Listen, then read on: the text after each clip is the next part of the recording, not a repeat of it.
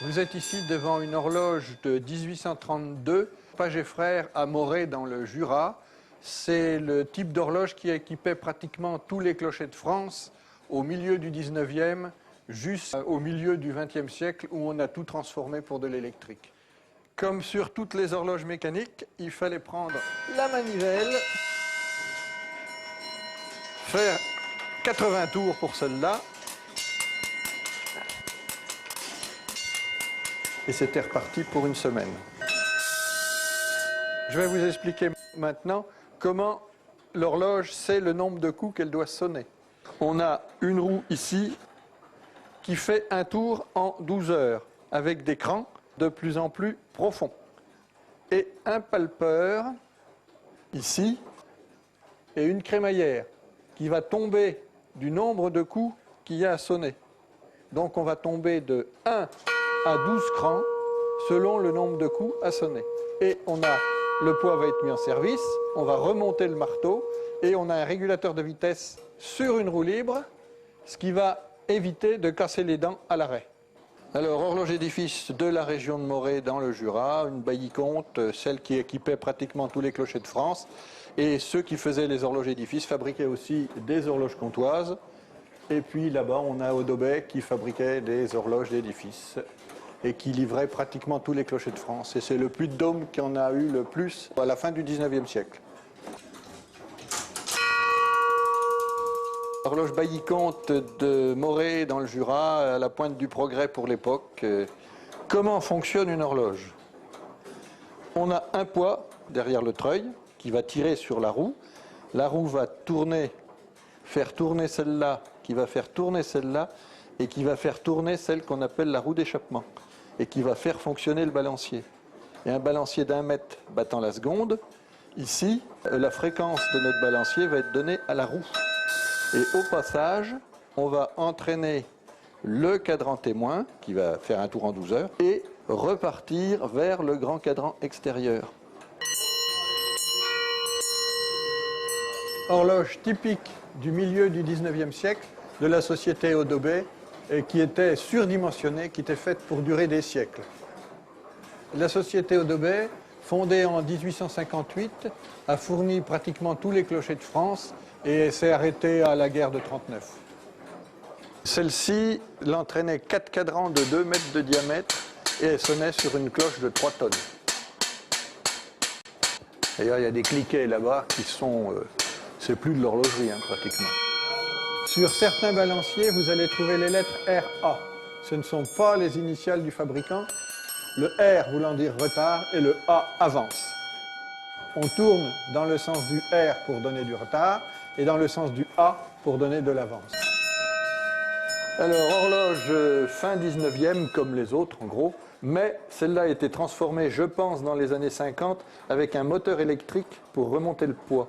C'est-à-dire qu'à moins 20, voilà, à moins 20, le poids est remonté automatiquement par le petit moteur.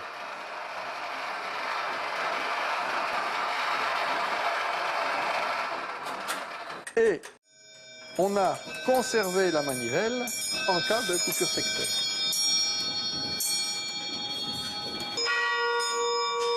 Alors là, 2 horloges de gare, mais de 1912, toutes et complètement mécaniques. Celle-là marchait une semaine et celle-là marchait 15 jours. Et ça, celle-là était dans la salle d'attente, le mouvement est là-dedans.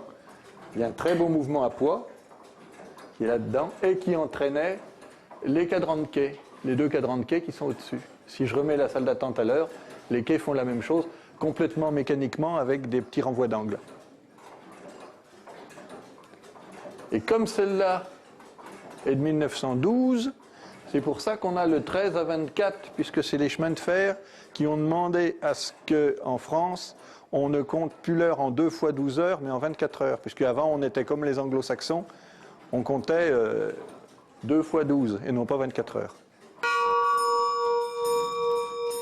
Horloge en fer forgé, entièrement clavetée, qui entraînait une seule aiguille. Le poids est en pierre et le balancier fait 1,80 m de long. Elle est du début 18e, 1712 exactement.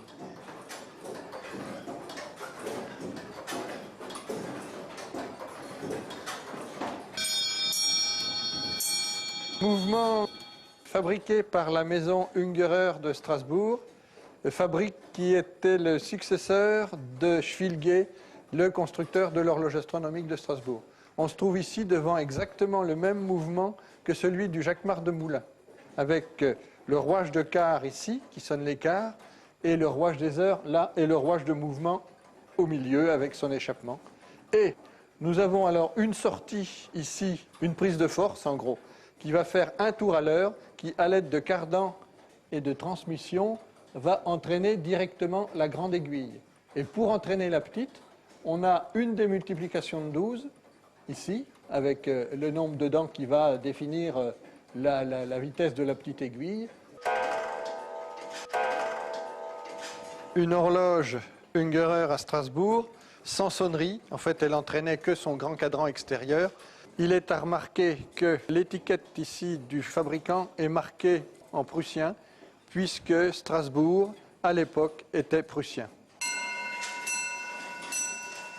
Celle-là, elle n'a pas de sonnerie, c'est pour ça qu'elle est beaucoup plus petite, mais on retrouve tout à fait les caractéristiques d'une horloge de la région de Morée dans le Jura. Elle était dans une mairie en Corrèze et il l'avait jetée du haut de la mairie.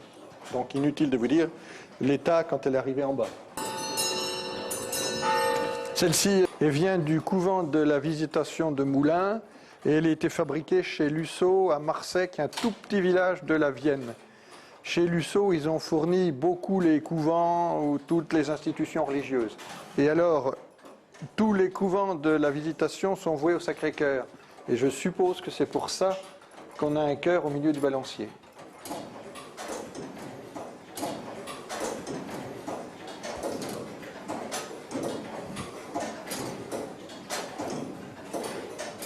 Alors là, on est devant la doyenne, 1542, complètement en fer forgé, claveté, pas une seule vis, et avec ce qu'on appelle en horlogerie un folio, avant l'ancêtre du balancier.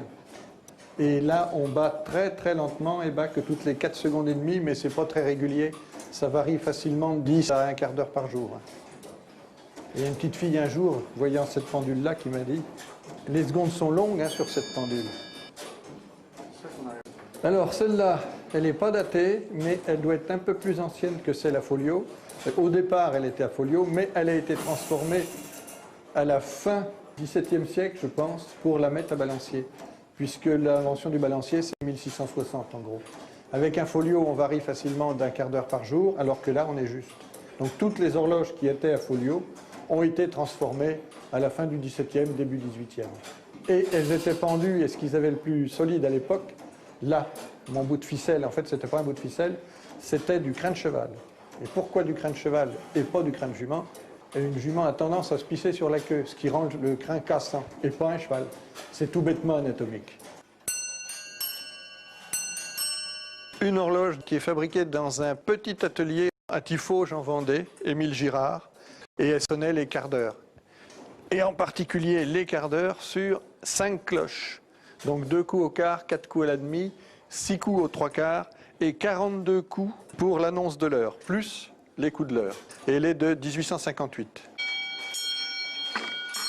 Horloge Le Pot sans sonnerie, donc entraînait simplement un grand cadran extérieur.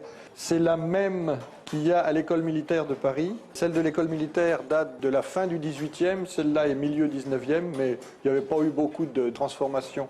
Et quand j'ai été voir celle de l'école militaire à Paris, il y a la maison Le Pot existe toujours, mais il n'y a plus que 2 ou 3 ouvriers dedans, mais qui font toujours les entretiens. Et le capitaine qui m'avait accompagné là-bas m'a dit, vous vous rendez compte, 250 ans de service après-vente, il faut le faire.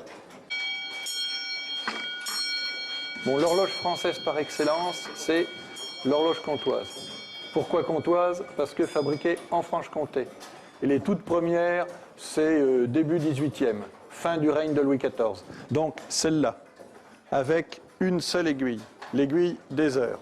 Ensuite, on passe au modèle fin du règne de Louis XIV, avec les 2 aiguilles et les minutes marquées dessus pour apprendre justement les gens à lire la grande aiguille. Et là, on retrouve sur le fronton le petit coq qui est l'annonce de l'heure et les fleurs de lys. Ensuite, on passe pratiquement la même à Louis XV, avec toujours les fleurs de lys, mais le coq s'est agrandi.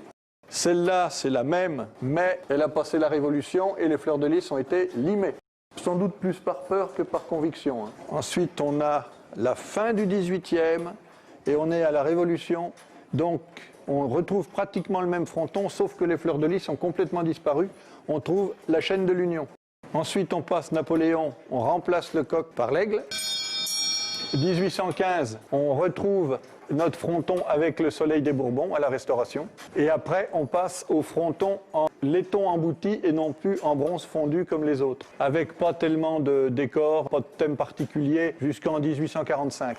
Et à partir de 1845, on va retrouver toutes nos scènes rurales qu'on trouve le plus souvent sur la Comtoise. Moisson, labour, vendange, les fleurs, la chasse. Et ce jusqu'en 1914 où l'arrêt de la fabrication de la Comtoise en gros. Les Comtoises étant des horloges faites pour la campagne, en général, les scènes sont rurales. Ici, vous avez toutes les scènes religieuses qui vont de Noël à la Passion, en passant par l'Assomption, la mise au tombeau, et une scène très rare qui est la proclamation du dogme de l'Immaculée Conception en 1864. Le 4 n'est jamais romain.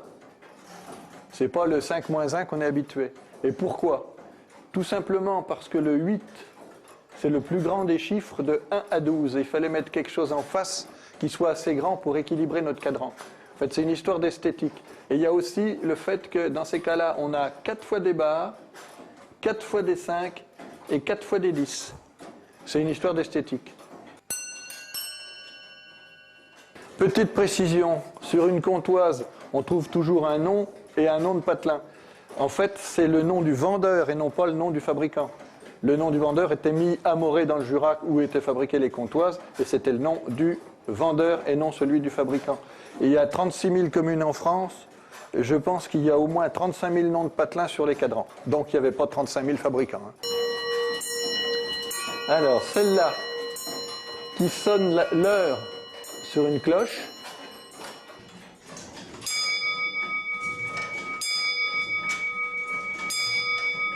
Et qui répète sur un gong.